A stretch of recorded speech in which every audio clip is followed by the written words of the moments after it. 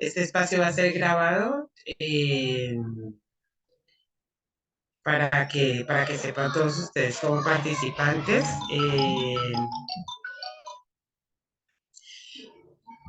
Ahorita, si es posible, oran que ponches a la persona que habla para fines de la grabación. Bueno, bienvenidos todas y todas a este evento sobre qué ha sido la Ley 70, cuál ha sido el significado de la Ley 70 de 1993 para el progreso social del pueblo afrocolombiano. Es un placer contar con su asistencia el día de hoy a esta jornada de reflexión, donde contaremos con dos valiosos conferencistas que nos acompañarán adelantando estas reflexiones en la jornada del día de hoy. Uno de ellos es el compañero Juan de Dios Mosquera, quien es conocido por muchos de ustedes en el movimiento social afrocolombiano por sus aportes. Juan de Dios es dirigente del proceso organizativo étnico afrocolombiano con mayor reconocimiento nacional e internacional por su pensamiento, el cimarronismo contemporáneo. Además difunde conferencias, escritos por toda Colombia y Latinoamérica. Entre sus libros publicados destacan Las comunidades negras de Colombia hacia el siglo XXI, La etnoeducación afrocolombiana y la población afrocolombiana, Realidad de los derechos y organización. En 1977 recibió en París el Premio Internacional de Derechos Humanos de la República Francesa por su lucha contra el racismo y la discriminación racial en Colombia, concedido por el gobierno francés, y ha representado a la población afrocolombiana en el Consejo Nacional de Paz, el Comité Distrital de Derechos Humanos y el Consejo Distrital de Planación de Bogotá. Saludamos a Juan de Dios para que regale un saludo rápido aquí a las personas asistentes de este espacio y paso después a introducir a nuestro otro conferencista. Buenas noches a todas y todos. Es un gran placer volver a encontrarnos para desarrollar este ciclo de videoconferencias aprovechando los 30 años de la promulgación de la Ley 70 y lo que ella significa en torno a los derechos, el progreso y el empoderamiento político de nuestro pueblo afrocolombiano. Abrazo cimarrón para todos y todas. Muchas gracias, Juan de Dios, por esta introducción y este saludo. También está aquí en este espacio nuestro compañero Ernesto Medrano, quien es politólogo de la Universidad de los Andes, con experiencia en temas de transparencia, lucha contra la corrupción y el gobierno abierto, así como en la construcción de paz. Es el profesional de incidencia política que apoya en estos momentos a Cimarrón y ha trabajado en diversas organizaciones de la sociedad civil y en el sector público. Bienvenido, compañero Ernesto.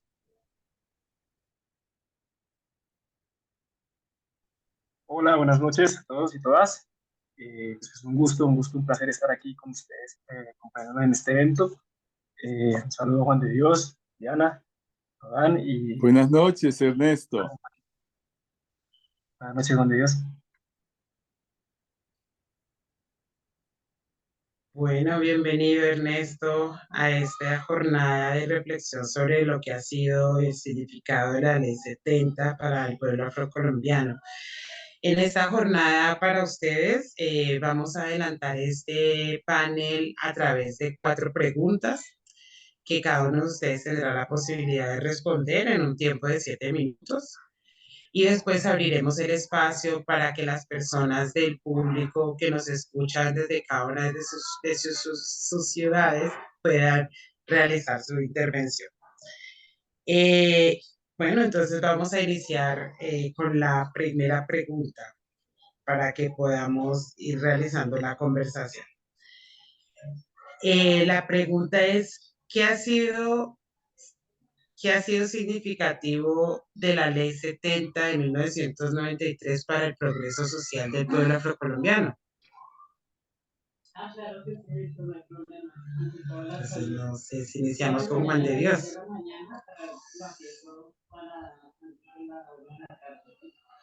Lo primero que debemos tener presente es que la Ley 70 de 1993, reglamentaria de la Constitución política vigente,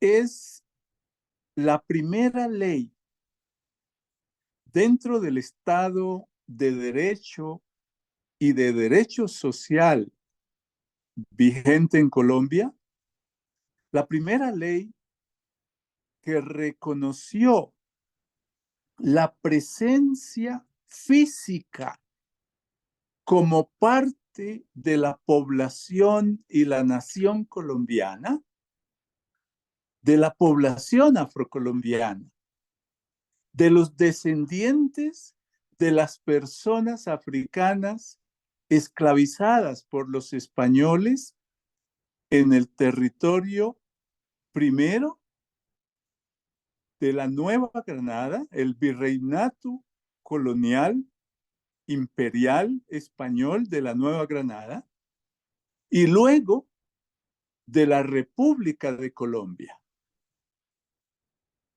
Hasta 1991, con el artículo 55 transitorio de la Constitución Nacional, no existía la población afrodescendiente dentro de la nación y del Estado de Derecho.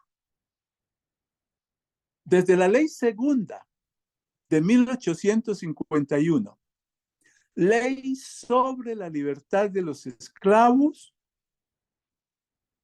la población afrodescendiente fue invisibilizada y fue negada como ciudadanos, como sujetos de derechos, hasta 1991, y luego la Ley 70, reglamentando eso, la reconoce con el concepto equivocado de comunidad negra. Concepto que confunde al pueblo colombiano y especialmente al afrocolombiano, porque genera la confusión del sujeto jurídico, comunidad negra, beneficiarios de la Ley 70 de los territorios colectivos, con comunidades de piel negra. La gente piensa que es comunidades de piel negra, y lo que crea la Ley 70 es el sujeto jurídico beneficiario de las tierras colectivas que la ley llama tierras de comunidades negras. Entonces, ese es el primer elemento significativo, trascendental, que generó la Ley 70. El segundo es la visibilización de la presencia, la realidad, la problemática y los derechos diferenciados del pueblo afrocolombiano, de los afrodescendientes, de las personas africanas esclavizadas. Se descubre por esa legislación que la gente afrodescendiente vive en todo el territorio nacional, que no es solo en Cartagena y en el Chocó, que estamos en las grandes comunidades urbanas y estamos en todas las regiones de los territorios, incluyendo la Orinoquía, incluyendo la Amazonía, incluyendo los llanos orientales. La Ley 70 provocó un despertar organizativo de las comunidades y hoy hay más de 1.500 formas organizativas en todo el territorio nacional. La tercera gran trascendencia de la ley es el derecho de la diferenciación positiva étnica o aplicación del enfoque diferencial étnico afrocolombiano en las políticas públicas, en las medidas legislativas, administrativas, en los planes de desarrollo nacional y territoriales.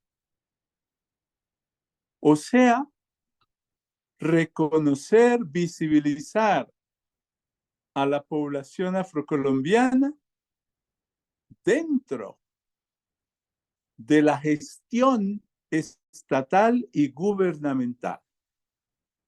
Esos tres aspectos considero trascendentales sobre la Ley 70. Muchísimas gracias, Juan de Dios, por señalar estos aspectos tan importantes sobre el significado de la Ley 70 para las comunidades afrocolombianas. Saludamos a las personas que se han conectado a este evento. Bienvenidos y bienvenidas. Estamos en la reflexión en el marco de lo que ha significado la Ley 70 de 1993 para el progreso social del pueblo afrocolombiano. Estamos con los invitados Juan de Dios Mosquera y Ernesto Medrano. Y en este momento terminamos la intervención de Juan de Dios sobre la primera pregunta de qué ha significado la Ley 70 de 1993 para el progreso social del pueblo afrocolombiano, y ahora vamos a escuchar la reflexión de Ernesto Medrano. Ernesto, bienvenido. Gracias, Diana. Sí, complicado hablar después de Juan de Dios, de una exposición tan completa como la que acaba de dar. Pero sí, justamente, digamos, en el marco de este proceso de conmemoración de los 30 años de la expedición de la Ley 70 del 93, pues creo que hay unos elementos que son importantes para destacar, y uno de ellos es justamente uno de los que mencionaba Juan de Dios. Yo mencionaría un elemento adicional, y es que la Ley 70 es producto de una lucha, realmente es una conquista por parte de las comunidades y los pueblos afrodescendientes y afrocolombianos en el marco, digamos, de su inclusión, dado que antes de la Constitución de 1991, como ya señalaba Juan de Dios, digamos, el pueblo afrocolombiano no estaba reconocido dentro del ordenamiento jurídico. Hay unos elementos particulares allí. Uno de ellos podría ser, por supuesto, la ausencia de una voluntad política, una invisibilización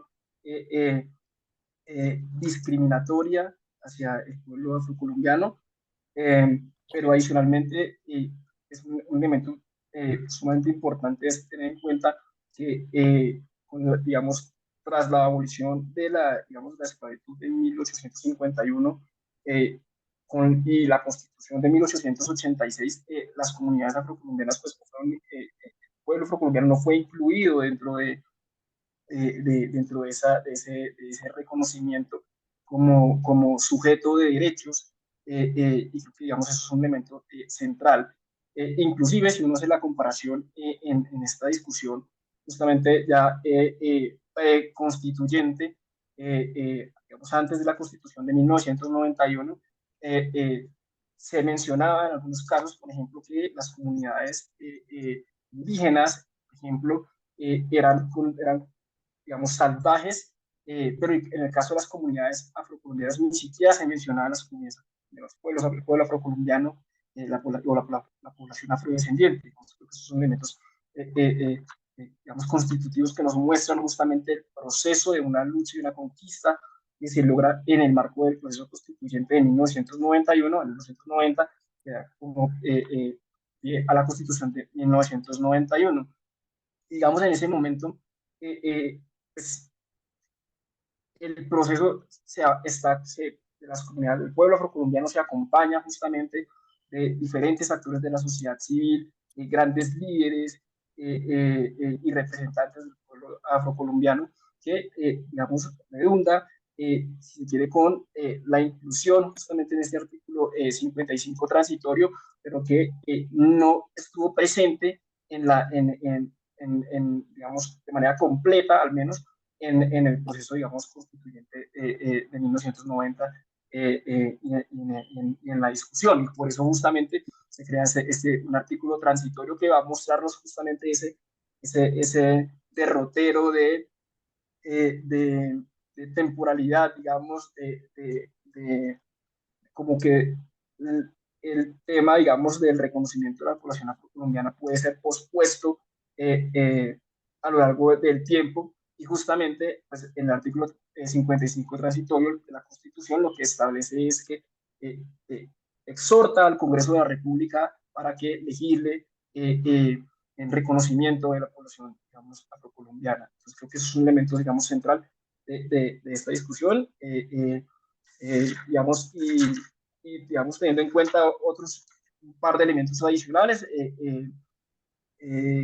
creería que un elemento central, justamente creo que Juan Díaz también lo menciona, y es el tema del reconocimiento del derecho de la propiedad colectiva por parte de los territorios, digamos, principalmente ubicados en el litoral pacífico, pero digamos que tiene una extensión, digamos, superior, y que muestra justamente esa lógica que nuevamente Juan Dios había mencionado sobre el reconocimiento de que la población, digamos, afrocolombiana o afrodescendiente está a lo largo y ancho del territorio, ¿no? Entonces, creo que esos son elementos como constitutivos e importantes que posteriormente se van desarrollando, como les contaba, digamos, lentamente, ¿no? Digamos, un proceso donde el ordenamiento jurídico colombiano establece unos criterios específicos para desarrollar los derechos y las garantías, lineamientos, principios, etcétera,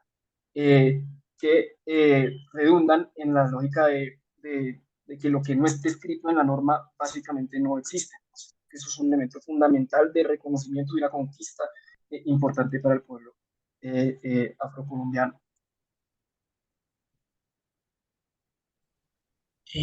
Muchísimas gracias, Ernesto, por tu intervención.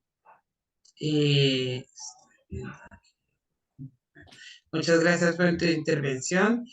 En este marco de ideas que ustedes acaban de visibilizar un poco y con lo que tú terminas, que es la existencia en la norma de la Ley 70 que reconoce pues todos estos derechos y garantías para la población afrocolombiana, ¿cuáles podrían ser, después de esta reflexión y ver toda la importancia que eso tiene para la comunidad afrodescendiente en Colombia, cuáles podríamos señalar que han sido los logros más destacados en términos de progreso social para el pueblo afrocolombiano gracias a la implementación de la Ley 70, ¿no? Que después de que se reconoce, ¿cuáles han sido esos logros en la implementación? Tenemos logros que señalar, cuáles han sido significativos. Siempre escuchamos un poco más sobre el proceso de tierras, de las tierras, de los territorios colectivos, esa información que se tiene, pero qué sucede en el ámbito de los otros reconocimientos que da la Ley 70 que quizás están desapercibidos o pasan desapercibidos por parte del resto de la comunidad afrodescendiente.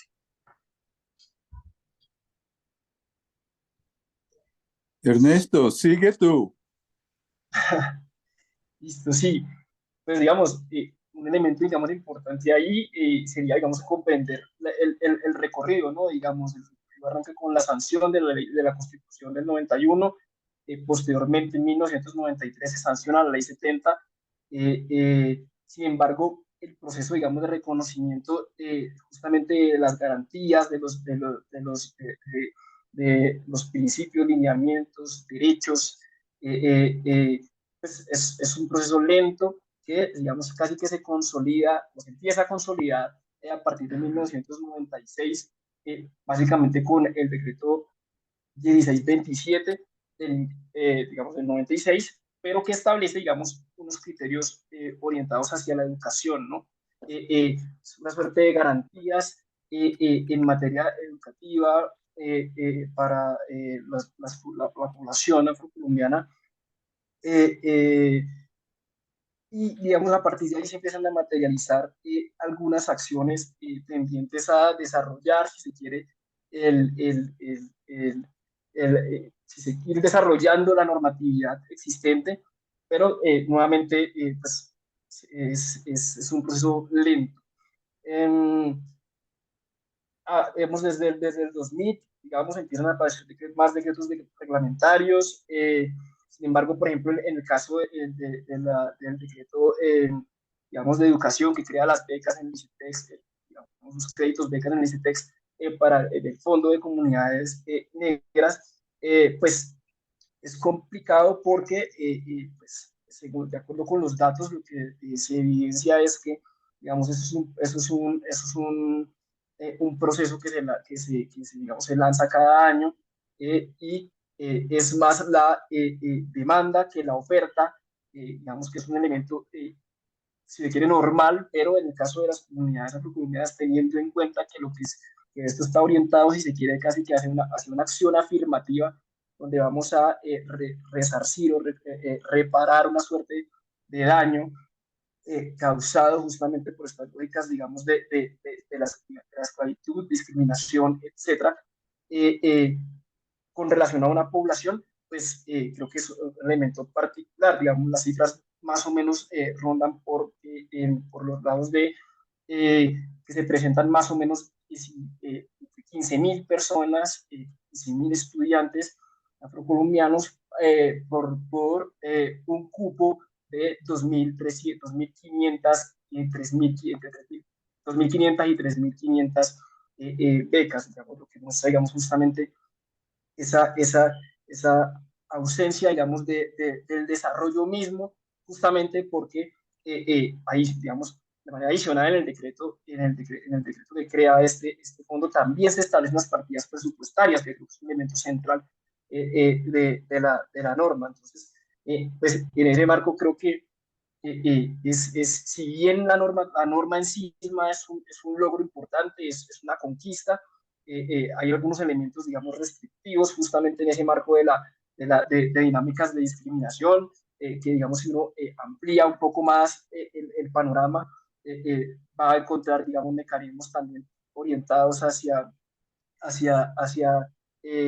temas de antidiscriminación, digamos, la última norma que quiere, bueno, además de los dos decretos reglamentarios que se firmaron el viernes pasado, eh, eh, digamos, fue la ley antirracismo y antidiscriminación del 2015, digamos que justamente bueno, uno podría enlazar con la coyuntura, digamos, a los elementos de la coyuntura, justamente con el caso de esta señora eh, eh, Fabiola Rubiano, si mal no estoy, Rubiano. correcto, que llamó, que digamos que insultó no solamente a la vicepresidencia, a la vicepresidenta, sino a todo el pueblo afrocolombiano y a toda la comunidad afrodescendiente, digamos, a todo el pueblo afrodescendiente por ahí derecho, ¿no? Digamos, porque eso fue un episodio importante donde justamente otro, digamos, uno podría decir que es digamos, otro hito importante y es el establecimiento de sanciones, digamos, de carácter penal, justamente en el marco de los procesos, digamos, o las acciones tendientes a la vulneración de los derechos de la población afrocolombiana. Digamos que Anteriormente teníamos poco más de cinco, de cinco casos, digamos, que principalmente generalmente llegaban a la lógica de la conciliación, ¿no? Digamos, en este caso de ofensa y violencia contra la población afrocolombiana, que llegaban a la conciliación, digamos, en ese proceso de conciliación que justamente, si recuerdan, Francia Márquez lo que dice es que ella no va a conciliar justamente respondiendo a esa lógica de que la sanción, digamos, penal es fundamental justamente para disuadir este tipo de acciones, digamos, en el futuro. Creo que ese sería, digamos, otro de los elementos que yo consideraría importantes. Más allá del que Juan Dios ahorita hablará del tema, digamos, más político y más de la discusión, que creo que también son elementos centrales. Y muchas gracias, Ernesto, por tus conceptos. Yo quiero plantear dos cosas. Primero, que la ley fue creada con serios vacíos de formulación, de aplicación, de institucionalización y de financiamiento. No trajo plata. Y esos vacíos son básicamente, primero, el concepto comunidad negra. Segundo, el concepto tierras baldías, desconociendo el derecho de dominio que durante siglos han ejercido las comunidades y que les daba derecho a la propiedad real, no a una propiedad precaria. Tercero, no partió de los principios y de los derechos colectivos del pueblo afrocolombiano. Y no creó una institucionalidad, unas entidades dolientes, responsables, que coordinaran la gestión interinstitucional, manejaran los recursos y ejecutaran las políticas públicas que se desprenden de la ley. No creó una entidad. En este momento no hay una entidad responsable. Eso está tirado. También no estableció fuentes de financiamiento. No trajo plata. Por ejemplo, haber creado un fondo nacional para el etnodesarrollo de las comunidades, de los territorios colectivos, o un impuesto verde, porque las comunidades están conservando y protegiendo esos bosques, o plantear una apropiación presupuestal dentro del presupuesto nacional obligatoria. No, eso no lo trajo. Por tanto, la ley apenas se ha implementado en un 30%. Y creo que soy muy generoso. Falta un 70%. ¿Y por qué?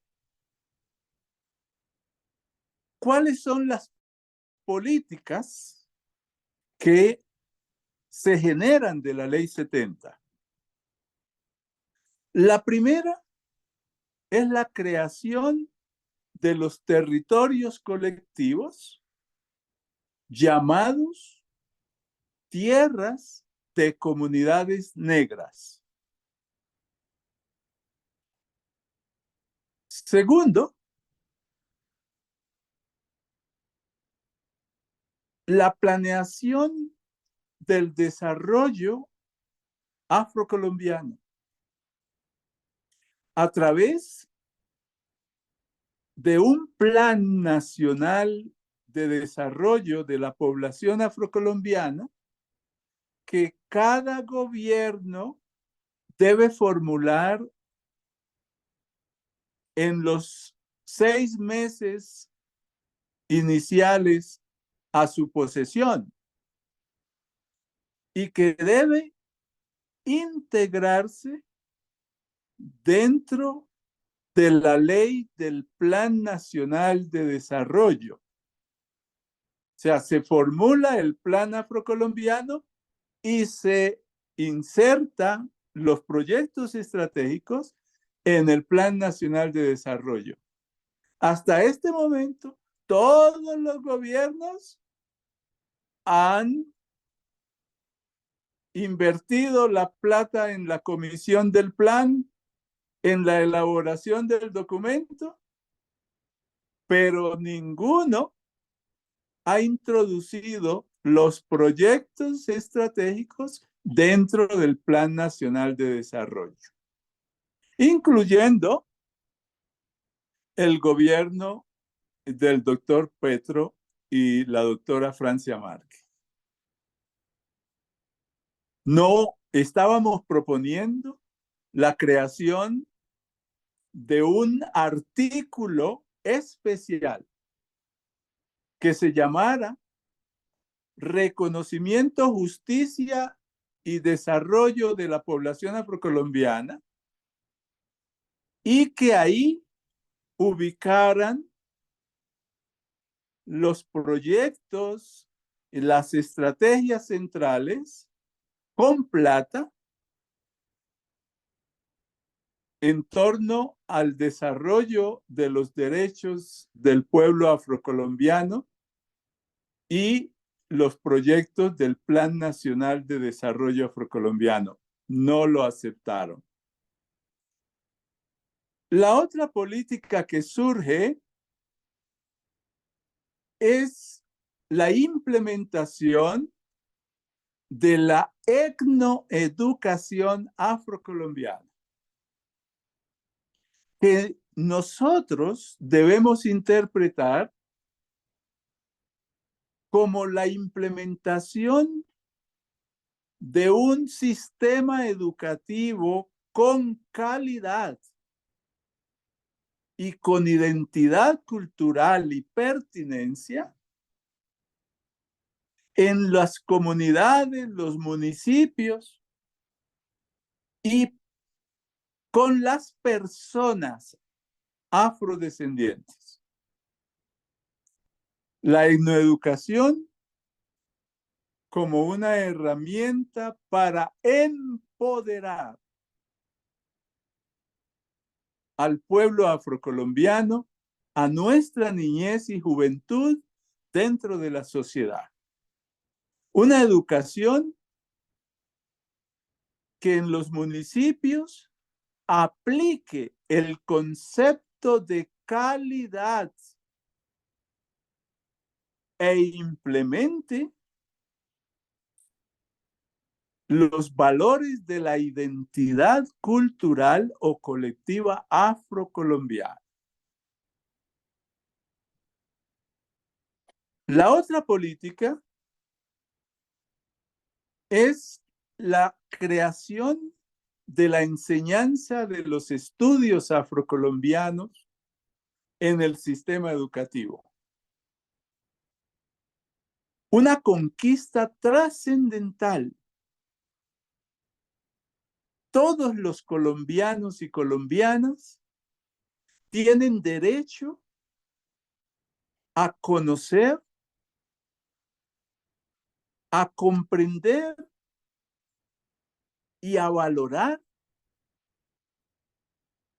su raíz,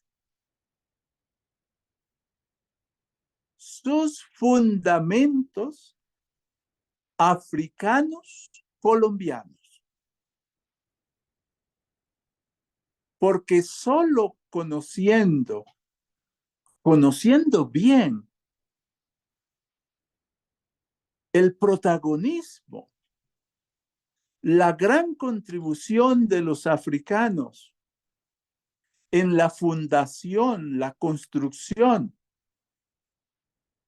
el desarrollo, la vida de la sociedad y la cultura colombiana, vamos a eliminar todos esos prejuicios, todas esas representaciones coloniales que crean el racismo e inducen a la discriminación racial. La otra política que surge de la Ley 70 es el fomento de la organización social étnica y de la participación ciudadana étnica. Se crean los consejos comunitarios que gobiernan los territorios colectivos. Se reconocen las organizaciones sociales de base afrocolombianas. Se crea en el Ministerio del Interior un registro único de organizaciones y consejos comunitarios afrocolombianos. Y como espacios de participación, se crea la Comisión Consultiva Nacional con filiales departamentales, que es la que va evaluando y ajustando la implementación de las políticas públicas que surgen de la Ley 70, y se crea el Espacio Nacional de Consulta Previa. La consulta previa, libre, informada, para conservar la identidad cultural y la supervivencia cultural de la población afrocolombiana. Otra política que surge y que ya la mencioné antes es la implementación de la diferenciación positiva étnica afrocolombiana. Este es un derecho constitucional cuya jurisprudencia la produjo la Corte Constitucional en desarrollo de la sentencia T-422 del 96, donde la Corte por primera vez define qué es la discriminación racial en contra de la población afrodescendiente y plantea que las acciones afirmativas, el trato preferencial, la acción positiva diferenciada a favor de la población afrocolombiana tiende a reparar a nuestras poblaciones por la situación histórica de la esclavización la marginalización y la injusticia que ha generado una profunda desigualdad social y racial y ciudadana dentro de la sociedad colombiana. Y establece que de la Constitución surge la diferenciación positiva étnica que todo el Estado debe implementar. A partir de esa sentencia de la Corte, comenzó a implementarse, a aplicarse el enfoque diferencial étnico afrocolombiano, que si se aplica en los planes de desarrollo, si se aplica en todas las leyes sociales, si se aplica en los planes operativos de las entidades del Estado, si se aplica en la gestión del gobierno, significa partir siempre de la pregunta: ¿cómo van los derechos afrocolombianos en la política pública? Con proyectos, acciones concretas, con indicadores, con mecanismos de seguimiento, de evaluación, y plata.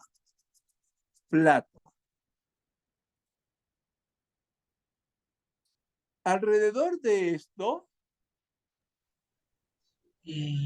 es importante darnos cuenta, pues, que apenas se ha implementado la titulación colectiva de la tierra, se ha implementado aproximadamente cerca de 8 millones de hectáreas tituladas, pero no se ha implementado una política pública de etnodesarrollo de las comunidades, de los territorios colectivos.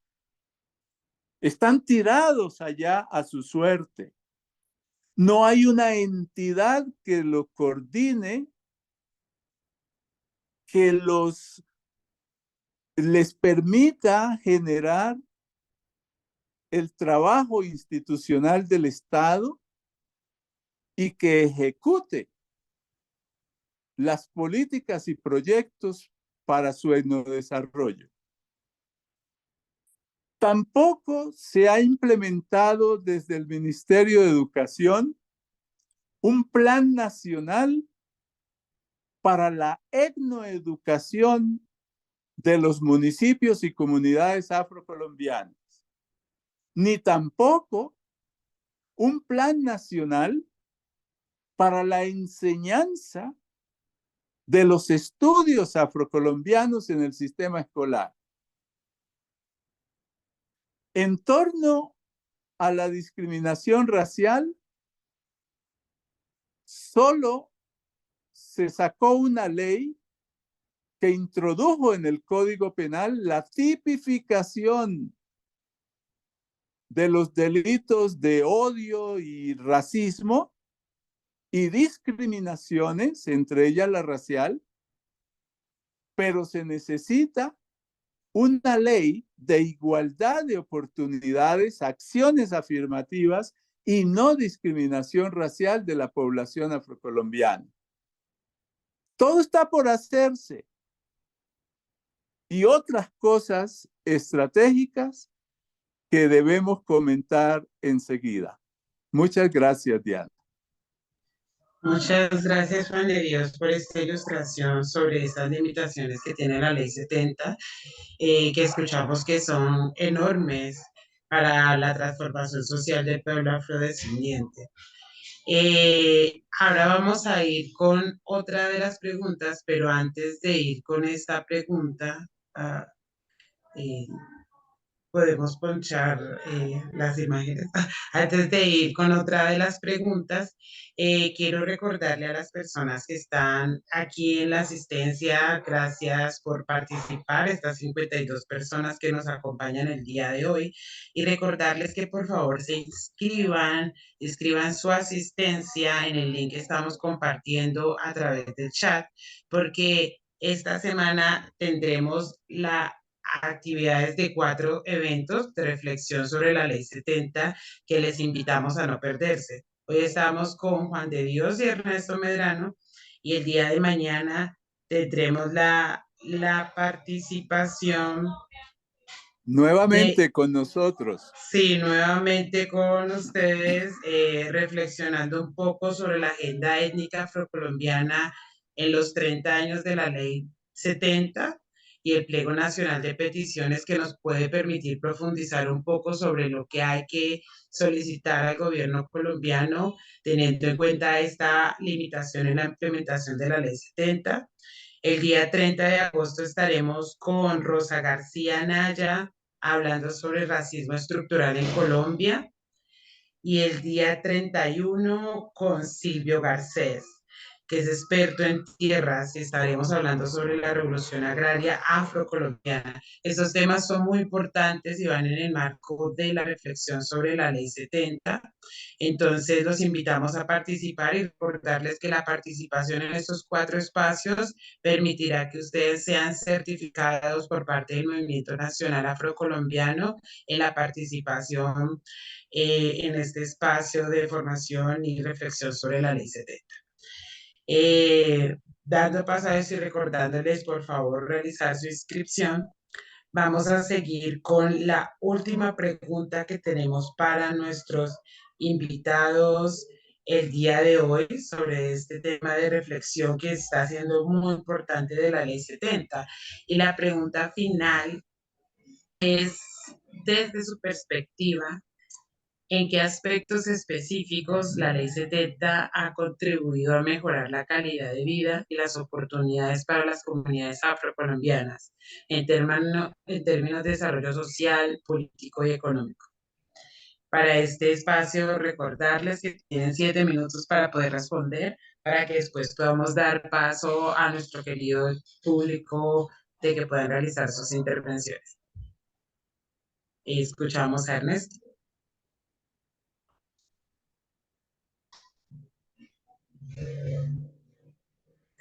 Escuchamos. Gracias.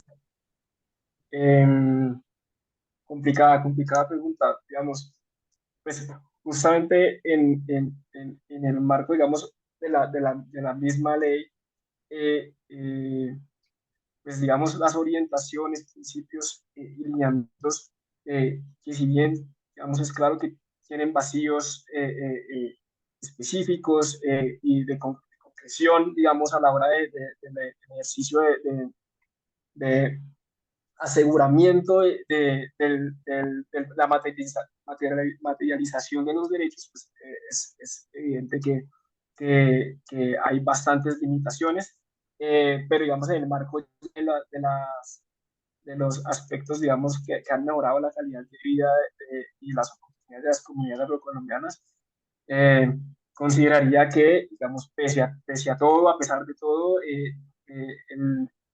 la lógica de las medidas tendientes o medidas de acciones afirmativas tendientes a, si se quiere, equilibrar un poco la cancha, han sido, digamos, algunas de las que uno podría destacar.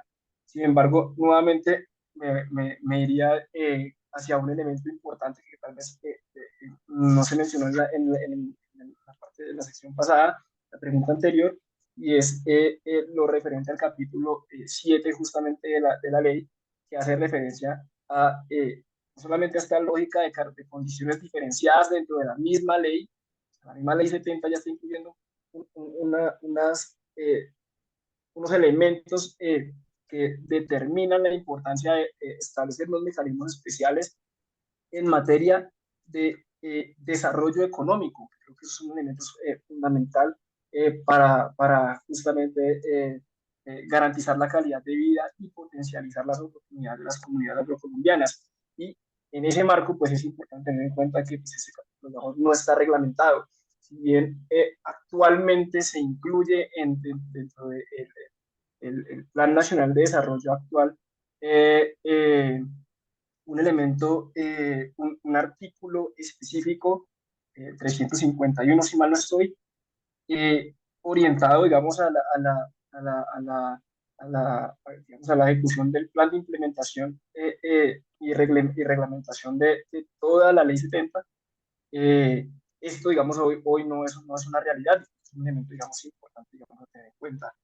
Eh, Frente a la lógica, digamos, de elementos culturales, yo creo que, es decir, ha habido es un buen comienzo, si se quiere, pero es un comienzo que nació accidentado, tal vez. Luego, entonces, como decía bien Juan de Dios, creo yo también que hay unos elementos limitantes, justamente, que se reproducen constantemente a la hora de poner a funcionar la ley 70. Justamente estos elementos de asignación de recursos que uno pensaría, ¿no? Digamos, el Estado colombiano, lo que decía hace un rato, y es lo que no está en la norma básicamente no existe, y nosotros hemos tendido justamente en el marco, por ejemplo, del acuerdo de paz a incorporar mecanismos para introducir estas partidas presupuestales o asignaciones de recursos por medio, si se quiere, en el caso de la paz, digamos, del acuerdo de paz, por medio de el OCAP Paz, del Sistema General de Regalías, que justamente establece esos mecanismos para poder garantizar y analizar los proyectos presentados por las mismas comunidades, digamos, los mismos pueblos, las mismas comunidades afectadas por la violencia, pero digamos en el caso de las comunidades afrocolombianas no se ha hecho. Digamos, creo que los elementos están, se pueden desarrollar muchísimo más, pero hay un tema de voluntad política que creo que justamente impiden un poco a mejorar, digamos, esa, esos objetivos, digamos, digamos, potenciar la calidad de vida y garantizar oportunidades para las comunidades afrocolombianas. Yo creo que si bien hay unos lineamientos importantes, es decir, es importante ya tener un instrumento jurídico con el cual poder, digamos, ir y mostrar, instrumento jurídico y político, digamos, con el cual ya ir y mostrar, bueno, esto, está esto, pero falta todo esto, de todo lo demás, falta que reglamente todo lo demás. Creo que, digamos, en ese marco, pues ese sería, la misma ley, digamos, sería como un instrumento que, digamos, sí ha contribuido de alguna manera, digamos, a mejorar la calidad de vida y las oportunidades para las comunidades afrocolombianas, pero como lo menciona Juan de Dios, existen elementos como muy, eh, eh, eh, digamos, que no han sido desarrollados en su ejercicio, digamos, político. Tal vez, no sé, mencionar tal vez el tema de la participación política, justamente ahorita que se hablaba, digamos, de, de, de, digamos, la consultiva nacional en cierta medida que abre espacio para la consulta previa posteriormente, pero que también abre un espacio, digamos, para la lógica de representación política, digamos, a través de los consejos comunitarios. Creo que también, digamos, es un elemento importante que, aun cuando tiene mil problemas, mil limitaciones, existen elementos complejos a la hora de determinar, digamos, si la representación es efectiva.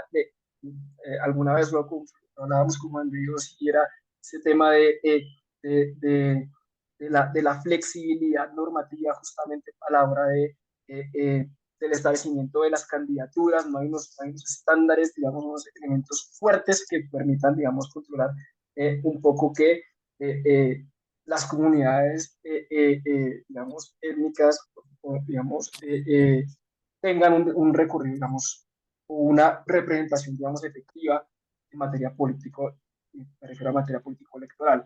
Creo que eso es un elemento, digamos, tal vez que es poderoso, es potente, pero que tal vez sí queda nuevamente limitado pues, en el marco de la ausencia del establecimiento de medidas que lo lleven por buen puerto. Creo que eso sería como mi intervención en ese marco. Bueno, Muchísimas gracias, Ernesto. Escuchamos a Juan de Dios. como ustedes escucharon, las políticas que se desprenden de la ley son trascendentales y muy importantes herramientas para el desarrollo, el progreso de nuestro pueblo.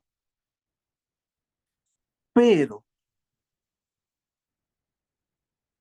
al no haber voluntad política de parte de los gobernantes y al existir una gran debilidad organizativa para presionar, para empujar la conquista de la agenda, nos encontramos con que apenas va en un 30%. En ese 30% ha sido muy importante, primero, la aplicación de ese enfoque diferencial dentro del Estado colombiano. Una aplicación débil, pero creciente. Y en muchos municipios de Colombia con población afrocolombiana se han creado oficinas de atención a la población afrocolombiana. Se han elaborado documentos de política pública para el desarrollo de la población afrocolombiana, sin plata, pero eso es un avance. También la creación, por ejemplo, de un programa diferenciado en el Sistema Nacional de Regalías, pero al mismo tiempo le colocaron la trampa para que las organizaciones no puedan ejercer ese derecho a aprovechar esos recursos. Y hasta este momento, esos recursos están totalmente represados porque el mecanismo que han creado para aprobar la participación de las organizaciones no funciona. Y la misma visibilización y el despertar organizativo es una herramienta fundamental para el progreso de nuestro pueblo. Un despertar organizativo que está como el agua cuando comienza a hervir, atomizado en una cantidad de fundaciones sin fondos, sin obra social, sin organización interna, que tenemos que reorganizar, fortalecer y movilizar en los próximos años. También el Fondo Condonable de Créditos Educativos, que apenas ha dado un auxilio de 3 salarios mínimos, pero que debemos reorganizar, refinanciar para que garantice el ingreso, la permanencia y la graduación de nuestros jóvenes en los mejores programas y en las mejores universidades del país. Necesitamos que la educación empodere a nuestros jóvenes para acceder a los empleos de calidad, al emprendimiento, a la generación de buenos ingresos.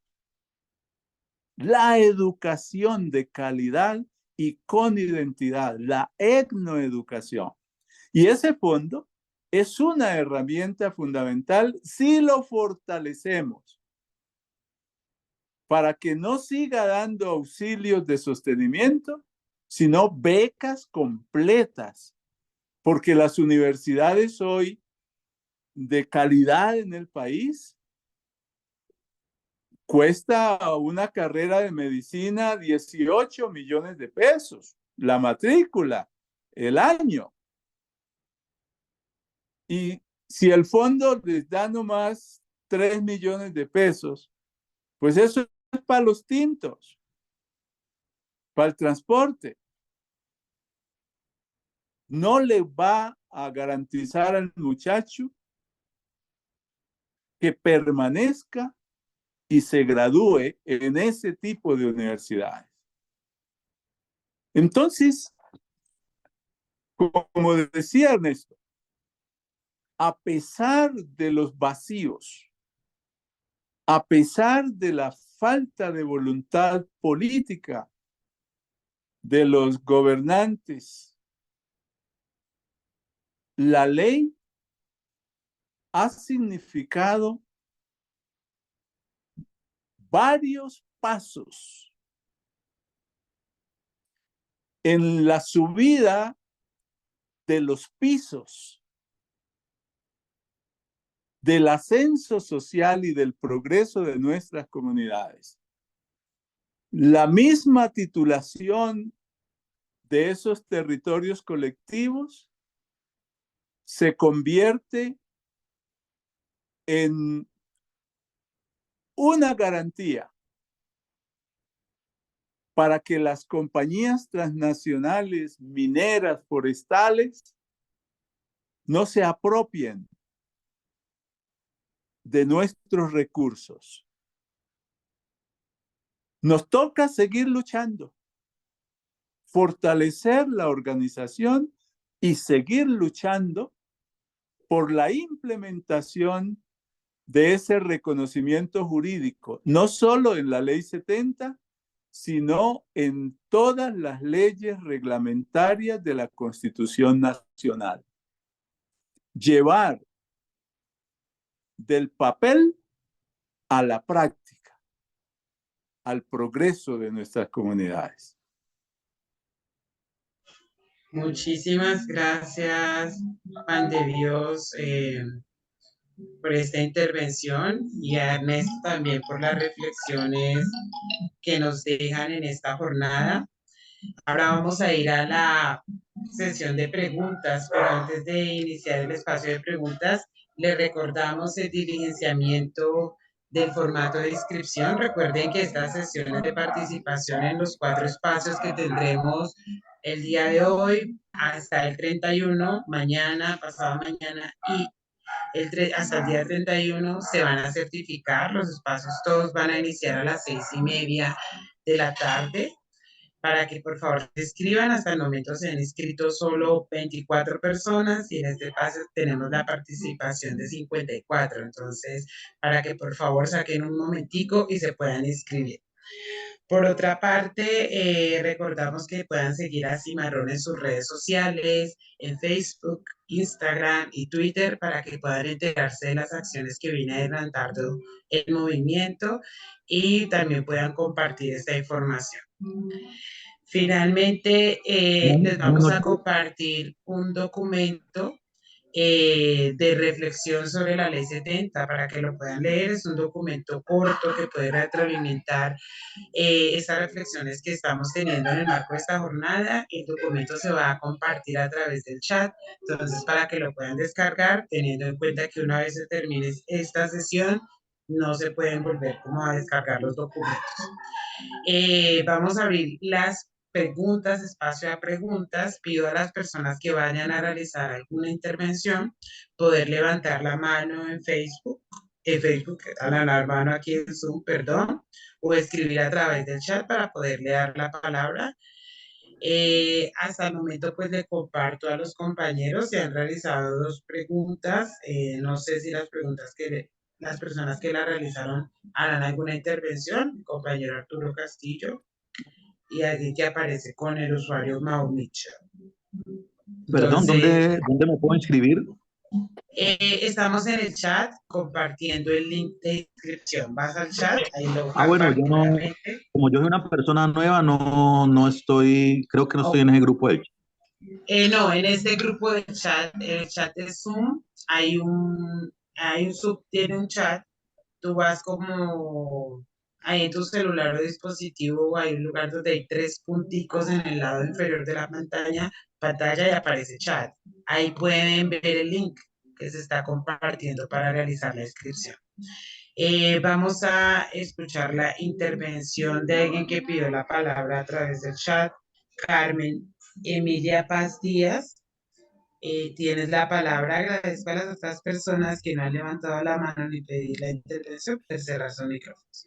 Carmen, chévere si puedes abrir pantallas si te es posible cuando realices la intervención. Ya aquí estoy. Es que yo soy Henry Belalcázar, soy el pastor Henry Belalcázar, porque me tocó cambiar de computador. Qué pena, qué pena.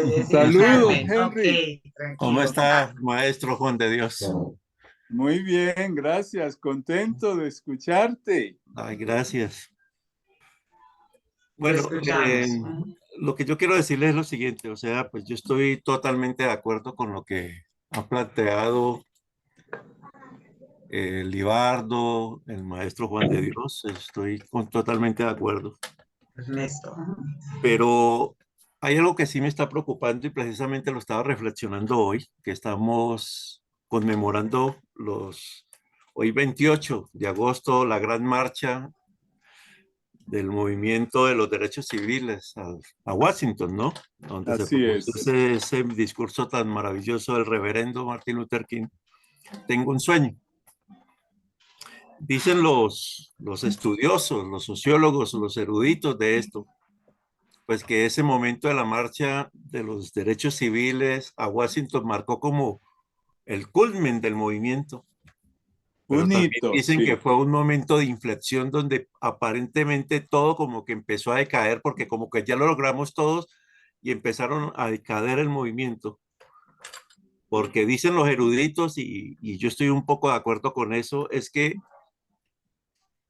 el reverendo Martin Luther King o los líderes, no sé quién, aparentemente cometieron un error porque empezaron a involucrar otra clase de movimientos dentro del movimiento del pueblo afroamericano y empezaron a hablar de los pobres y entonces empezaron ya a plantear otras movilizaciones donde intervenían todos los pobres, no importaba si eran afros o eran blancos o lo que sea. Y también a plantearse las discusiones o las protestas acerca de la guerra del Vietnam. Entonces, yo creo que tenemos que aprender un poco de esa historia del movimiento de los derechos civiles, aunque pues nuestros procesos de lucha son diferentes, porque acá no tenemos un factor de cohesión que nos diga que como afrocolombianos, negros, raizales o palenqueros tengamos algo que nos cohesione. Allá era, por ejemplo, era el apartheid, la necesidad del derecho al voto, los derechos civiles. Entonces, eso aglutinó. Además que tenían un elemento muy poderoso que eran la iglesia, o sea, estaban unificados dentro de un mismo sistema religioso, llamémoslo así, que son las iglesias negras, bautistas del sur y del norte. Eso es demasiado importante. Y nosotros acá no tenemos ese factor de cohesión, muy triste hablándolo. Inclusive nos estamos dividiendo cada vez más. Por ejemplo, pues es una discusión para tener más adelante de si es necesario que nos digamos afrocolombianos, negros, raizales y palenqueros, que eso lo único que genera es más y más división. Inclusive yo ahorita que estuvimos en el Congreso, allá en la Universidad Nacional, una de las mesas planteaba que no solamente éramos negros, raizales, palenqueros, afrocolombianos, sino que empezaban otras particularidades, que es que somos de Arauca, que es que somos del Amazonas, somos de acá. Entonces empieza uno como a sentir que cada vez le ponemos más arandelas a la división. Esto para decirle lo siguiente, pues que pues no, el propósito no es alargarme, es decir, nosotros tenemos un proceso de lucha como pueblo negro o raizal afrocolombiano, para pues toca decirlo, pero nosotros no tenemos un proceso propio.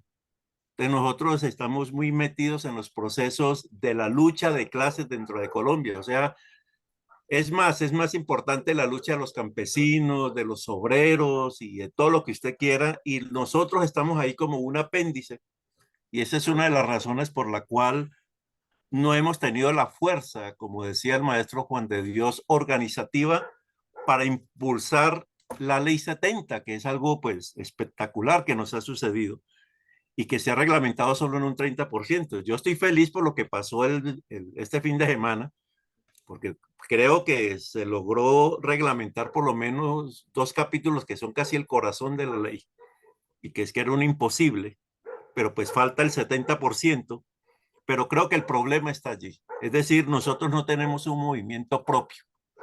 Siempre Así es. estamos atrás, A la cola. a la cola. Entonces, el pacto histórico, entonces estamos allí porque pues ya nuestra honorable, nuestra hermana Francia está ahí, pues entonces eso nos impulsó. Pero dentro de 4 años no sabemos si va a subir un gobierno de derecha, digámoslo así, y no tenemos capacidad organizativa. Entonces nos vamos a meter a protestar contra el otro gobierno porque la izquierda lo está haciendo. ¿Sí me comprende? Entonces yo soy muy Así es. radical en eso. Nosotros ni siquiera hemos podido tener la única curul en la Cámara de Representantes que nos represente. Siempre Así vamos es. allá con 30 listas, más 3 que cada uno son 30 por 3, 90 personas para representar yo no sé cuántos consejos comunitarios a nivel nacional, y eso se vuelve una locura, y por eso es que ahí se ha metido, pues, bueno, no, ya ustedes saben qué ha pasado con nuestra curula ahí, con cosas raras que han sucedido. Entonces yo creo que es el problema. Nosotros tenemos que radicalizarnos, y eso suena raro, en el sentido de que nosotros tenemos que tener un movimiento propio, pero pues el factor de cohesión, ¿cuál es? Aquí no hay apartheid, aquí aparentemente podemos votar todos. Entonces yo creo que el papel importante de la cohesión es la identidad. O sea que empecemos a trabajar alrededor de la identidad. Nosotros llegamos en el mismo barco. No llegamos en la Pinta, ni la Niña, ni la Santa María. Llegamos en el mismo barco, y eso es lo que tenemos que, el discurso que tenemos que empezar a trabajar dentro de las organizaciones. Hagan todas las organizaciones que quieran, pero tenemos que identificarnos como el pueblo negro dentro de la nación colombiana. Eso es fundamental, porque si no, lo que pasó el fin de semana con los decretos, pues eso va a sonar a poesía, sencillamente. Dentro de 30 años no quiero estar leyendo tesis, si el Señor me tiene todavía vivo en este planeta. Ya no, lo que pudo haber sido, no sé, y no fue, o sea, la patria boba, ¿sí me comprenden? Entonces yo siempre que voy a estos eventos, yo suplico, y pues hablar es muy difícil porque pues uno no tiene el discurso de izquierda, el discurso de estarse metiendo en los movimientos de otros, pues que ellos, los mestizos, perdón, hagan sus cosas. Ellos han mantenido sus guerras fratricidas, y nosotros lo único que hemos sido es toda la vida la carne de cañón en la guerra de independencia de ellos, en su lucha de clases de ellos, pero no en nuestros propios intereses. Nosotros somos un pueblo, entonces tenemos que ser radical. Inclusive yo a veces digo que no participemos ni siquiera en las elecciones hasta que no nos organicemos, a ver si por lo menos lanzamos nuestra propia gente. Eso es lo que yo quiero plantearles, porque yo estoy feliz, pero escuchando al maestro Juan de Dios y a Libardo, Ernesto. pues yo me lleno de preocupación por lo que dicen, porque es que tienen razón. Esto no es pesimismo, es sencillamente, pues esto se nos va a ir en poesía, porque es que no tenemos capacidad organizativa. Y además nosotros no tenemos la cultura de hacer proyectos productivos. Es que no lo sabemos hacer porque siempre hemos estado atrás de los mestizos haciendo esta vaina y nos van a sacar diciendo, es que como ustedes no fueron capaces de hacer el proyecto productivo, no fueron capaces de hacer estas cosas, pero es que no lo sabemos hacer porque ni siquiera nos hemos organizado. Es que ni siquiera sabemos exactamente cuántos negros somos en esta nación. Entonces yo creo que ese es un trabajo urgente, esto no toma generaciones, pero yo les suplico en el nombre de Dios que por favor escuchen esto, necesitamos un proceso de identidad y radical en ese sentido. ¿Listo? Y pues gracias, Listo. que me pongo muy emocionado, pero bueno. Listo, muchas gracias por la Necesitamos intervención. emoción, pasión. Muchas gracias por la intervención. Entonces tendríamos esa, no sé si alguien más quiere hacer una pregunta, debemos ser cortos. Antes de que se realice la otra pregunta, quiero compartirle a Ernesto y Juan de Dios dos preguntas que nos han realizado en el chat. Una de Arturo Castillo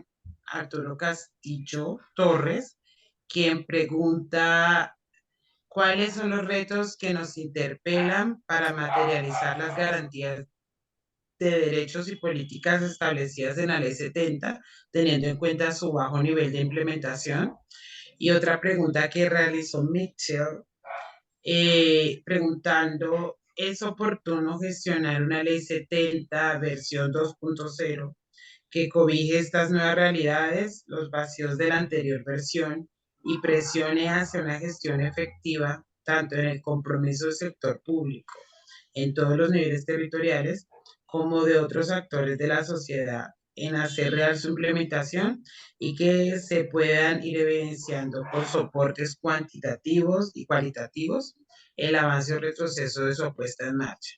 Y la última pregunta que la hace Odana Cero: ¿cuáles creen que serían las reformas al día de hoy necesarias para promover la lucha antirracista desde la promoción de la Ley 70? Entonces les abrimos el espacio para que puedan responder estas preguntas que ha realizado el público.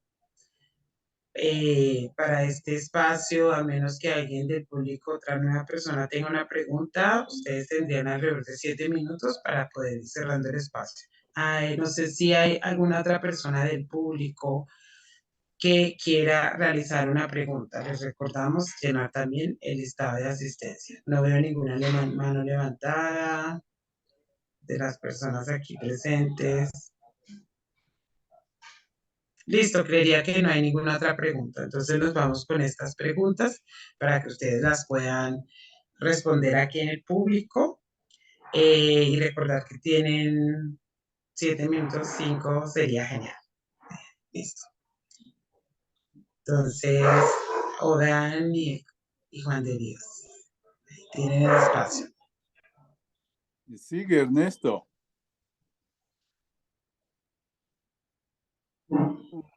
Digamos, frente a la primera pregunta, creo que ya se resolvió, pues al menos se dieron unas luces importantes en la intervención anterior. Justamente eso es, creo que es uno de los elementos centrales, y es cómo fortalecemos el proceso organizativo. Ese es el elemento central. Si uno quiere, digamos, interpelar justamente esos retos para la implementación de la ley 70. Ahorita creo que se hablaba de un tema de la ausencia de una suerte de capacidades para el tema de proyectos productivos, pero justamente la ley 70 también hace alusión, y los desarrollos normativos hacen alusión también a elementos de asistencia técnica que son importantes y que hacen parte del ordenamiento jurídico y que se deberían estar implementando en este momento, pero que aún así siguen siendo, digamos, invisibilizados, si se quiere, en el marco de unas dinámicas de las propias dinámicas, digamos, del poder político y de dinámicas relacionadas con la discriminación racial incluso. Creo yo que el reto más importante es justamente, creo, es propiciar esos espacios que nos permitan generar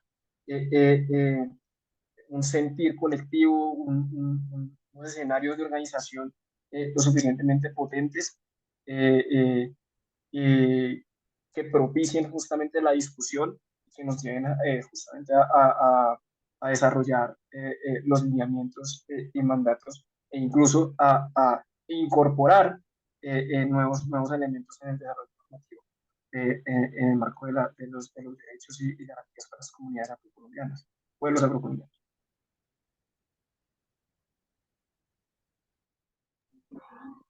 Bueno, un saludo muy especial para nuestro compañero dirigente cimarrón en Cartagena, Arturo Castillo Torres. Es un placer que esté escuchándonos. En este momento, los retos que nos interpelan son los que nos planteaba ahora el pastor Henry. La organización social, la organización colectiva es la que nos permite generar conciencia de identidad y movilizar nuestros pueblos, hacer incidencia efectiva ante el Estado, ante la empresa privada, por nuestros derechos. La Ley 70 nos trajo de manera negativa esa atomización donde cada activista afro que había y que fue surgiendo, creó lo que la gente llama su fundación. Sin ninguna relación, sin ninguna identidad con el resto y sin principios, sin valores colectivos, que es lo que le da forma a la identidad colectiva o cultural. Antes de la ley, la tendencia era a generar organización nacional poderosa, con filiales en las comunidades y en las grandes ciudades del país. Pero con la ley, mucha gente pensó que iba a haber plata y para eso necesitaban crear personas jurídicas. Y eso destruyó la tendencia de organización nacional. Hoy tenemos que volver a reactivar, a renacer el proceso de organización nacional. Muchos activistas en el país, muchos educadores se han dado cuenta que sin organización fuerte no nos podemos movilizar ni podemos conquistar respeto del Estado y de las élites de este país. Tenemos que tener el ejemplo de los pueblos indígenas. Entonces, el reto es renacer el proceso organizativo nacional en torno a unos principios, en torno al kit de los derechos colectivos.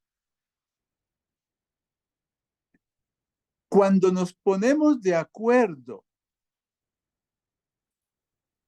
y abrazamos unos principios guías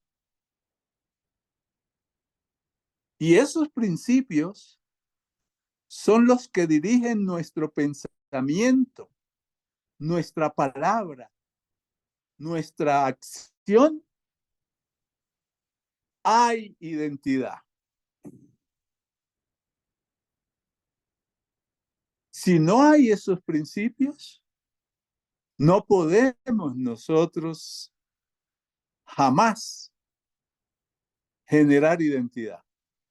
Mañana vamos a comenzar nuestra charla precisamente con esos principios y con esos derechos para poder entender nuestro pliego nacional, nuestra agenda de peticiones al gobierno nacional. Lo que nos da identidad, lo que nos da poder son los principios de nuestra lucha, de nuestra afrocolombianidad.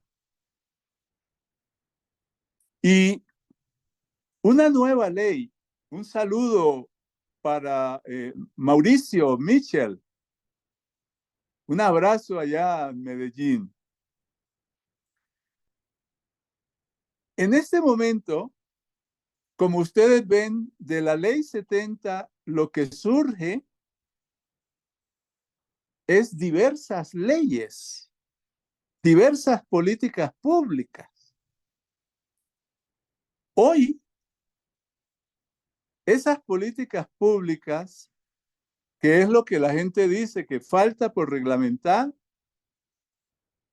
se deben desarrollar dentro de todas esas reformas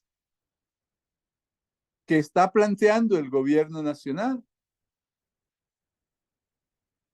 Por ejemplo, a mí no me gusta el tema de la regulación de la minería ancestral.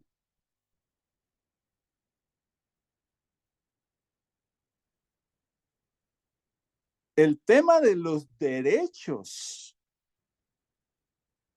a explotar esos recursos mineros con las tecnologías modernas y apropiadas, de manera sostenible, de manera racional, reforestando, restaurando los suelos, amigables con la naturaleza, debe introducirse en el nuevo código minero y en la nueva política pública para el desarrollo de la minería sostenible en Colombia. Y a nosotros que no nos vengan con el cuento de que vamos a seguir con la batea y el almocafre cuando el oro y los recursos requieren de maquinarias y tecnologías apropiadas. Si nosotros nos quedamos con la batea y el almocafre, las multinacionales y las élites herederas del esclavismo de este país que siguen con el oro, se van a apropiar de ese oro. Entonces necesitamos garantizar el derecho en nuestros territorios. Son reserva, pero de nuestros hijos y nuestros nietos. Pero necesitamos de una política de desarrollo de la explotación de esos recursos mineros que nos permita progreso, ingresos y luchar contra la pobreza. Y necesitamos los temas de salud, en la reforma y la nueva ley de la salud. Los temas forestales. En el nuevo código forestal. Y así por el estilo. Y necesitamos de una ley de igualdad de oportunidades, acciones afirmativas y no discriminación racial, que es la que está coordinando y formulando Ernesto para eliminar las brechas, los obstáculos de la discriminación racial. Eso nos va a generar progreso, oportunidades, recursos, ascenso social. Entonces, no requerimos de una nueva ley 70, requerimos de diversas normas que como políticas públicas a favor de nuestro pueblo nos generen oportunidades, progreso y empoderamiento. Y en la lucha antirracista, en este momento requerimos educación contra el racismo y la no discriminación. Educación. Dentro del sistema educativo, en los currículos, se debe trabajar la educación antirracista y por la no discriminación. Y requerimos las normas que estamos planteando. Y requerimos también la enseñanza de los estudios afrocolombianos. Tenemos un optimismo moderado que es en este gobierno, es ahora. Esperemos que no nos frustremos. Enviémosle la energía al gobierno del doctor Petro y Francia Márquez y esperemos que los discursos bonitos de campaña hacia el pueblo afro se conviertan en políticas públicas con plata para el progreso de nuestro pueblo. Muchas gracias, Juan de Dios, por estas últimas reflexiones. Quiero agradecer esta participación del día de hoy en esta charla del compañero Ernesto Medrano y Juan de Dios por ilustrarnos y permitirnos profundizar en los logros y limitaciones que tiene la Ley 70, pero sobre todo pensarnos en el camino de nuevas posibilidades que tenemos para plantear y realizar nuevas peticiones al gobierno que tenemos actualmente y también el reto que eso va a implicar en el discurso y agenda del movimiento social afrocolombiano. A todas las personas aquí presentes, también gracias por su participación.